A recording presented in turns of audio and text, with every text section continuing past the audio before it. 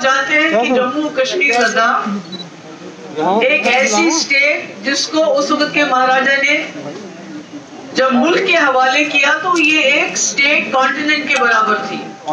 آپ دیکھیں گے دنیا میں کئی ایسے ملک ہیں جو ہمارے ایک ریجن کے برابر بھی نہیں ہیں, اور ہماری اسٹیٹ اس وقت جس وقت ہم نے اس ملک کے ساتھ ہاتھ ملایا تو پورا ایک سمجھ لیجیے کانٹیننٹ کے برابر رہی ہے. اور اس وقت کے جو ڈوگرا مہاراجاز تھے انہوں نے اس ملک کو ناردرن بارڈر دیا. تب تک ناردرن بارڈر نہیں تھا ہماری کنٹری کے پاس, پورا ایک ناردرن بارڈر دیا. مگر بدقسمتی اب یہ ہے کہ ہماری جو اسٹیٹ ہے جموں کشمیر لداخ اس کو ڈاؤن گریڈ کر کے اس کے ٹکڑے کر دیے گئے. جموں کو, کشمیر کو, لداخ کو بالکل الگ الگ ڈال دیا. اور جموں خاص کر جموں جو میلٹنگ پاٹ, جموں ایک واحد جگہ ہے پورے ملک کے اندر جہاں کو ہندو ملے گا, مسلمان ملے گا, سکھ ملے گا, عیسائی ملے گا, گوجر, بکروال, پہاڑی, یہ کہیں نظارہ نہیں ملے گا. پہلے ہوتا تھا کشمیر میں مگر اب نہیں ہے, صرف جموں میں ملتا ہے. اور کہیں نہ کہیں اس کو اٹیک کرنے کی کوشش کی جا رہی ہے. ابھی اگر جموں کے لوگ کشمیر کے ساتھ مل کے ایک آواز میں بات نہیں کریں گے تو خطرہ یہ ہے کہ مٹ جائیں گے, ہم بالکل مٹ جائیں گے, ہمارے پاس کچھ نہیں رہے گا. سب سے بڑی جو پرابلم اس وقت فیس کر رہی ہے وہ ان ایمپلائمنٹ کی ہے. اور آپ کو بھی شاید معلوم ہوگا کہ جو لیٹسٹ سروے آیا ہے, جیسے یہ کہتے تھے 370 بہت بڑی رکاوٹ ہے, 370 ختم ہوگا تو یہاں دودھ کی ندیاں بہیں گی, لوگوں کو یہاں اتنی انویسٹمنٹ ہوگی کہ بے روزگاری ختم ہو جائے گی. مگر آپ کو یہ جان کے تعجب ہوگا کہ اس وقت پورے ملک میں سب سے زیادہ جو ان ایمپلائمنٹ ریٹ ہے وہ جموں کشمیر میں ہے. دیٹ از آلموسٹ 18%, یعنی 2 ڈیجٹس میں ہماری ان ایمپلائمنٹ چلی گئی ہے. اسی طرح جو کام تھے ترقی کے اور جو یہاں انڈسٹری پہلے ہوتی تھی تو اس میں اسٹیٹ گورنمنٹ کا یہ ہوتا تھا کہ جو یہاں کے لوگ ہیں ان کی تعداد باہر کے لوگوں سے زیادہ ہو. مگر آج کوئی پوچھنے والا نہیں, اگر چھوٹی تھوڑی بہت سبسڈی کے لیے جو لوگ انڈسٹری لگاتے بھی ہیں تو وہ باہر سے زیادہ لوگوں کو لاتے ہیں اور یہاں کے نوجوانوں کو نہیں رکھتے ہیں. اس کے علاوہ جب ہم دیکھتے ہیں کہ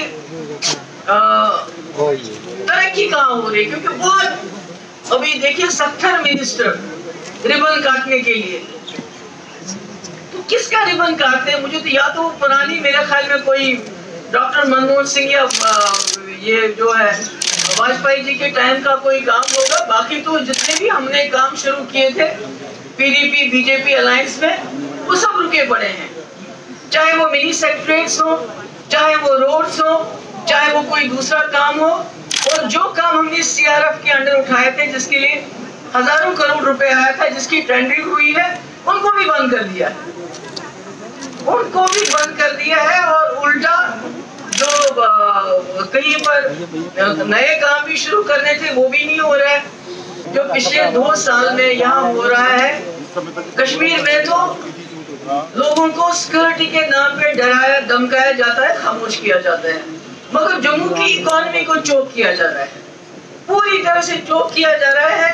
آپ یہاں دیکھ لیجئے, شروع کیجئے مائننگ سے, مائننگ کے کانٹریکٹس باہر والوں کو جو لاکھوں اربوں روپے کما رہے ہیں, اور یہاں جو ٹریکٹر ٹرالی والے لوگ ہیں جس کے ساتھ یہاں ہزاروں نوجوان جڑے ہوئے ہیں جو بیچارے چلاتے ہیں, ان کو پکڑ کے لے جاتے ہیں, یا تو رشوت دے 10,000 روپے, نہیں تو 70,000 روپے ان کو کورٹ میں دینا پڑتا ہے. اسی طرح سے جو ٹرانسپورٹرز ہیں وہ بہت مشکل حالات میں ہیں اس وقت.